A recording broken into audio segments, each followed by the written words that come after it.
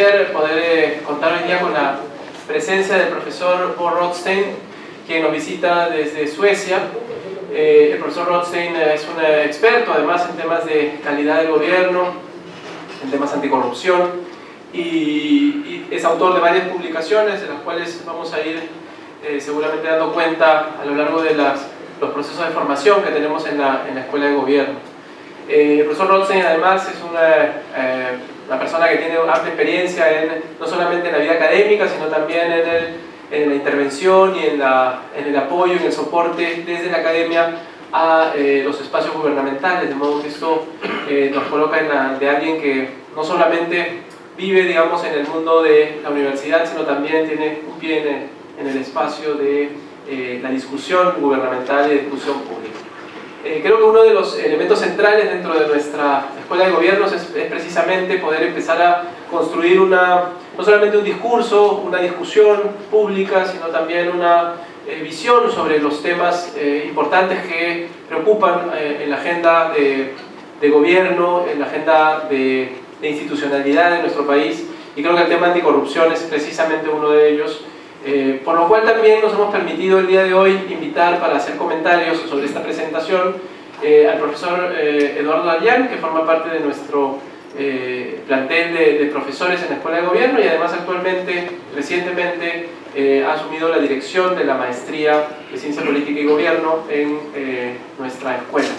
Y por cierto también hemos invitado a alguien que tiene experiencia en el tema anticorrupción, muy particularmente Julio Arbizu, abogado y ex procurador anticorrupción de nuestro país, quien además es ciertamente una figura pública hoy día que va marcando un poco los temas de discusión de agenda en temas anticorrupción y que conoce no solamente el proceso por dentro, sino también tiene un desarrollo profesional y de reflexión académica importante y valiosa en este tema. Para nosotros es un gusto poder darle la bienvenida a todos ustedes y por supuesto al profesor Rothstein. Bienvenido también para poder escuchar su presentación. Vamos a tener una sesión en la que el profesor Rothstein va a exponer durante 30 o 40 minutos y luego los dos comentarios del doctor Arbizu y del profesor Dayán, y luego seguramente tendremos oportunidad de hacer preguntas del público. Tenemos la facilidad además, creo, de poder hacerlo con el micrófono en mano, de modo que van a poder ser preguntas directas, así que vayan pensándolas, prepárenlas y las vamos haciendo seguramente en cuanto terminen las exposiciones. Professor Rothstein, you're welcome, and you can start your presentation. Thank you. Can I sit over there? You can use this. Or no, like you put to...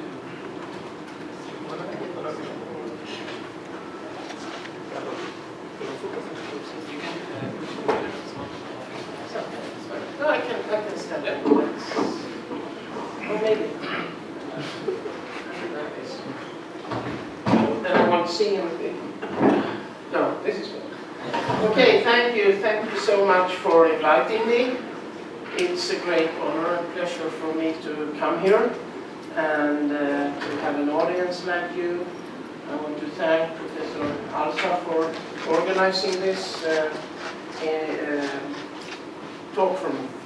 Yes, the topic I choose to talk from is a recently published article titled "What is the opposite of corruption?" just out in a journal, the Third World Quarterly.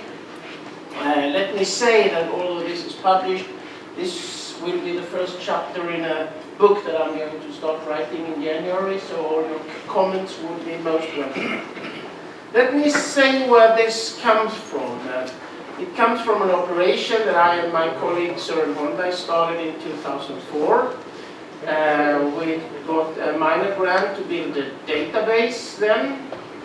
Since we are dealing with the sort of sensitive topic here, corruption, I would like to underline that we are an independent academic research institute. We're not a government institute.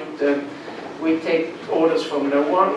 We have been lucky to get funding called Centers of Excellence funding several times, so it's now quite a large operation. It's actually 28 researchers and 9 research assistants. I think we are one of the largest operations in this area globally.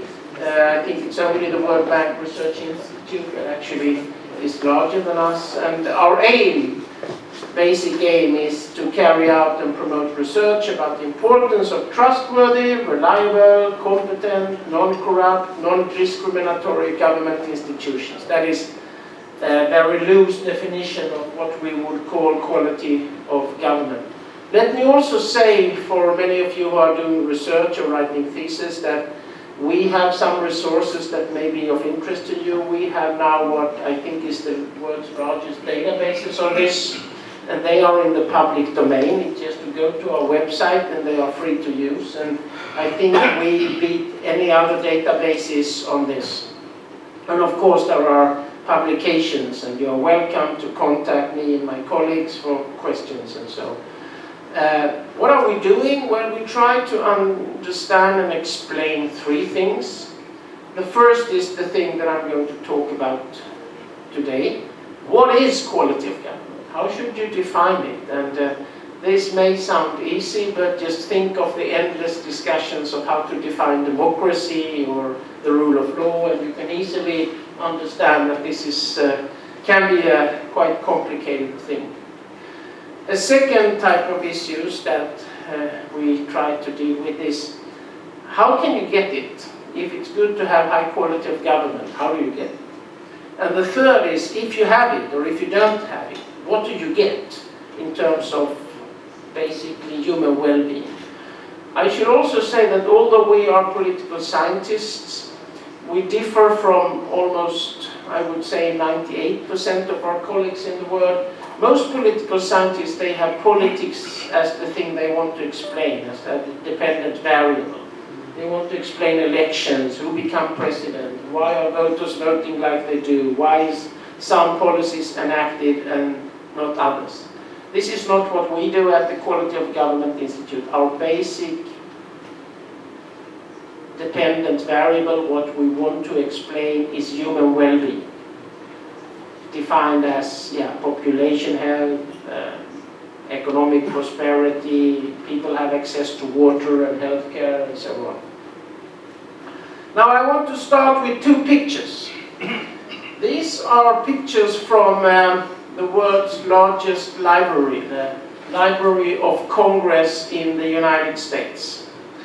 And they are mural paintings from 1896, so they are more than 100 years old. And this first painting depicts, and you can maybe read it here, here it says, good government, good administration. And what is the artist trying to depict here? Well, first you can see that the woman, who is the legislative body or the administration, she's well dressed, she is virtuous, her scale is even. The man who is voting, you can see he carries books, so he is well educated, he has prepared. The woman who is paying her taxes, here, I drop in the corn, she doesn't seek specific personal contact with the legislative body. She looks away, there is no sort of interaction, she doesn't ask for any favors. Now if you turn around into this, at this entrance hall, you will see a very different picture that I will show later, where that is called corrupt legislation. What I'm going to say here is based on three recent articles. This one, what is the opposite of corruption? Another one published in the Journal of Anthropological Research, Bribery in Pre-Industrial Societies, Understanding the Universalist Particularist Puzzle, and one that is just accepted for publication in Governance, the journal, where I try to break the problem how China can have such high growth and stunning development despite having in most measures not so good government. And this is the book that is the basic. It was published in 2012 by the University of Chicago Press. Now let's start, and it should be obvious, of course, that corruption is a highly contested concept. And there are a number of questions you have to deal with here. One is, of course, the issue of cultural relativism. Do people in different parts of the world have similar or very different understandings of corruption? So is corruption understood differently in Peru than in Denmark, for example, or is there a universal understanding?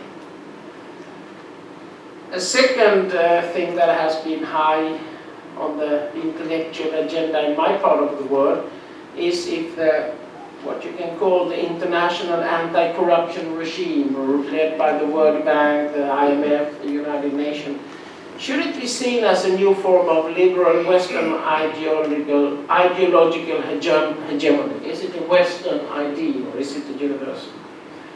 And some people say applying Western anti-corruption standards to developing countries, is this just a sign of post-colonialism? Now, why do we have to do this conceptual work? Well, this of course is what academics do. They discuss concepts forever. But I will try to convince you that this has a more practical problem and background. The standard definition of corruption that is used, I think, by almost all scholars and international organizations is something like abuse of public power for private gain. Now, if you look at this definition, it's very empty. It's an empty signifier, since what should count as abuse is not specified. This invites, of course, all kinds of relativism, because then corruption would be something completely different in Nigeria than in Norway.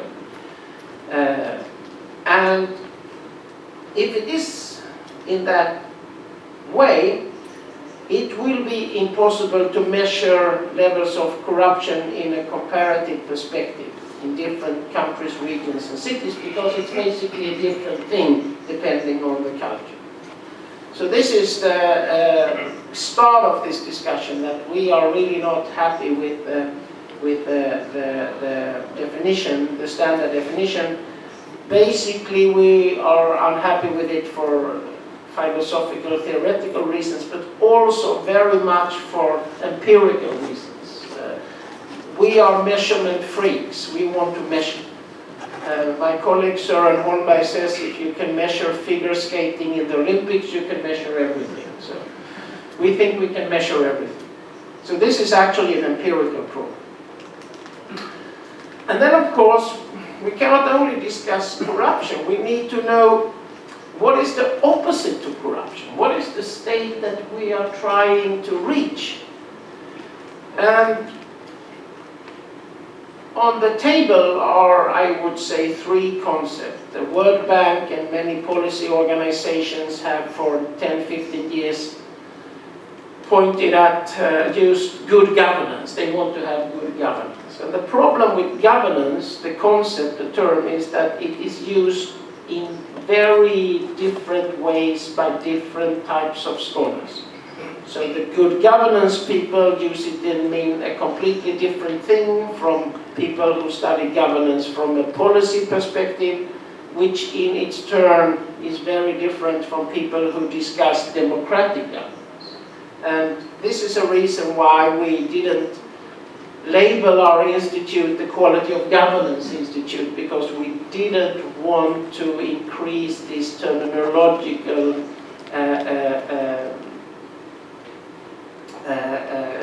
confusion in the social sciences.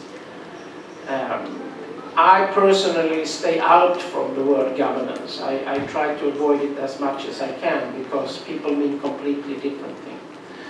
Other people have talked about state capacity, which I think is a better way of talking about it. But the problem with state capacity is that it lacks a normative conception.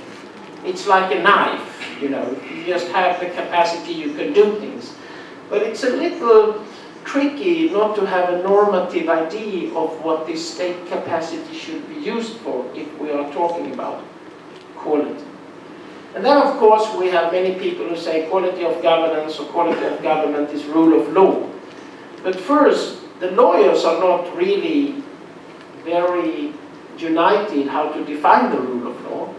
And secondly, there are many people who work in the public sector, healthcare workers, public doctors, teachers, social workers, who do not think of themselves as applying the rule of law. So we want, how should I say, in my definition that I will come to, the rule of law is included, but we wanted to have a little broader definition that would include the many professional types of personnel that works in the public sector. We do not think, if you would go into a Swedish school or a Danish hospital and you would ask the personnel, do you work according to the rule of law, they wouldn't understand what you were talking about. They use professional norms and other things. So, why is this important? Without conceptual precision, we will not be able to operationalize and measure corruption. We must not only know what is corruption, but we have to have an idea what is the opposite state of corruption. Where do we want to go? If we cannot measure this, we will not be able to see and explain the differences in corruption between different societies, and if so, we will not be able to find out which policies that will work against the cure for corruption. So this is not only a theoretical operation, it has, as I will show, enormous empirical and practical implications. Now, you have to make a number of choices if you are going to do this definitional operation of what is quality of government, what is the opposite of corruption. Should we go for a normative or an empirical definition? Should we reduce it to political procedures, or should we say that quality of government also entails some types of specific policies? Should we go for a multi-dimensional, so we should include 6, 7, 8 types of things in this definition, or should we go for one? And of course, very important, should we have a universal or should we have a relativistic understanding of this? And let me run through this. I think using terms like good in good governance, and quality in quality of governance, makes a non-normative definition impossible. You cannot speak of words like good or quality without entailing some norms. Also, what we can see is that quality of government, low corruption, has a very strong effect on people's perceptions if their government is legitimate. And if so, it has to be a normative concept. The third problem is that if you have empirical definitions, they come very close to tautologies. I have enormous respect of the very well-known scholars in this field, Darren Acemoglu and John Robinson, but how should I say, conceptual precision is not their best game in town. They say that what is needed for countries to succeed is that they have, and I quote, institutions that allow and encourage participation by the great mass of people in economic activities that make best use of their talents and skill and enable them to make the choices they wish. This is their definition. What? Big surprise, what are they saying? They say the good society produces the good society. That is, if you have a definition like this, you have already solved the problem by definitional fear. There is no, I would say, distance between the independent and dependent variable. And of course, we all want a society that allow and encourage participation, blah, blah, blah. That is the good society. So, I have also many colleagues who, for example, say you cannot speak of quality of government without including economic efficiency or efficiency. But I'm not fond of including efficiency, not even capacity, because I want to explain capacity. I want to explain efficiency. And if that is already in the definition, that cannot be done. So, a normative definition. Should it be universal or relativistic? Yes, I've already said this, that the relativistic definition make comparative empirical studies of quality of government impossible. But I also think that there is a strong normative argument against having central concepts like democracy, corruption, quality of government, or gender equality in a relativistic manner. If so, if we take democracy, then our friends in China will say we also have democracy, it's just a little different from yours. Or our friends in Syria will say we also respect human rights, but our idea of human rights is a little different. Or our friends in Saudi Arabia will say we are very fond of gender equality, but we think of it in a little different way than you. This is not good. However, maybe an even stronger argument, and this is from this article that I've written together with my colleague, the anthropologist, that empirical support for a relativistic, culture-specific understanding of corruption is very thin. First, if you read historical account of what is counted as corruption as far back as the 13th century, or with Machiavelli, it reads as it was today. Secondly, our findings both from survey research in hopelessly corrupt settings and anthropological and ethnographic research shows that people in hopelessly corrupt settings, Tanzania, Uganda, India, actually do not have a different understanding of corruption than people in India. They perfectly understand the difference between corruption and non-corruption. They often participate in corruption, but that is because they perceive that in order to exist in such a society, they don't have another choice. We also have found in this anthropological work, which is based on an analysis of hundreds and hundreds of anthropological studies from all kinds of societies, from the most Stone Age societies until modern societies, we find that even in extremely indigenous societies, foragers, hunters, there are instances where people complain about corruption. And this is quite magic, but we think it works like this. In all societies, no matter how indigenous, no matter how primitive, they have to construct some type of public goods. Security, defense, maybe irrigation, taking care of orphans. And what people define as corruption is situations when those who are in charge to manage the public goods convert them into their private goods. This seems to be universal.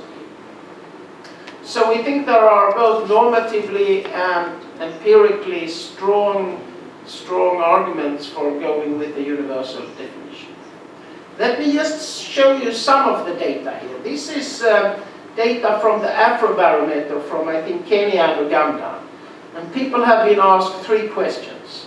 Public officials decide to locate a development project in an area where his friends and supporters lived. That's the black. The blue is a government official gives the job to someone from his family, does not have an adequate qualification. And the last one, you cannot see, but it's a government official locates a project in an area where he is from, but where there is no argument for it. And then people have been asked to answer, do they think this is not wrong at all?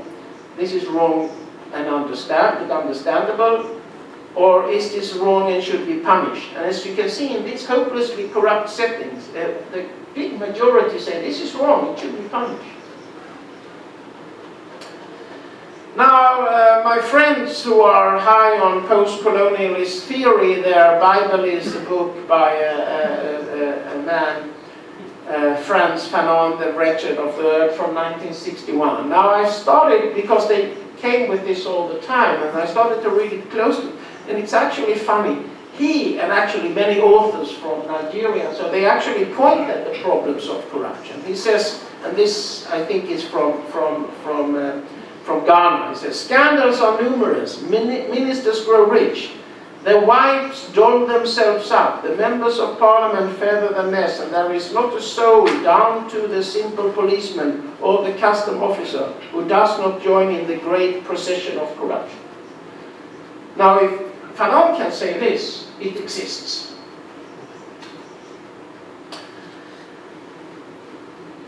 So, normative and universal.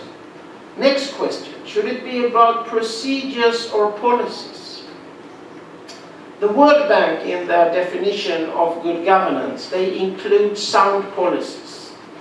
A colleague of mine in Sweden published a piece in the American Political Science Review. He wants to include the morality of the laws. So they want to include substantive things in the definition. The first problem is, of course, do the experts at the World Bank really know what is sound policies? Do they know how to create the pension system or how to create an economy that doesn't explode every 10 years? And so I'm not really convinced that they know what is sound policies. And secondly, and this is of course the famous problem from Plato, if the experts knows what is sound policies, we don't need democracy. Let the experts rule, right? A second problem is that if you have a definition based on policy, why should people who don't like the policies accept it? This is the idea of democracy, procedural democracy, that we think of it as a decision-making machine. We don't say, you don't have democracy if you don't have that policy, you don't have democracy if you don't have this policy. We want it to be a procedural machine, and this is based on the famous philosopher John Rawls' idea that we have to create a political system where people who have very different ideas about which policies should be enacted still accept the system. This is what he calls the overlapping consensus. And since representative democracy is usually defined as a set of procedures, we think the same should be the case for what should count as quality of government. It should be procedures, not substance. Now, another question, should you have a multi or unidimensional definition? The World Bank, for example, includes accountability, representation, effective policy formulation, yes, sound policies, good implementation. This guy, Agnafors, he has 6 dimensions: morality of the law, stability, efficiency, reason given, principles of beneficence, and rule of law.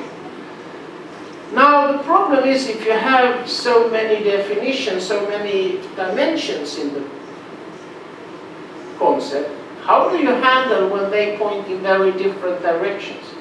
So you have a country that doesn't have sound policies, but it has very high rule of law. Is that a 50% quality of government thing? The problem here is that there is no basic norm in this definitions. And if you think about how we usually define democracy, we define it by a basic norm, which is from Robert Dahl, political equality.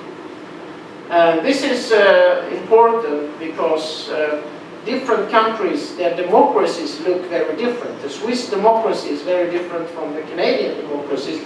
We still call them democracies because they adhere to the same basic norm.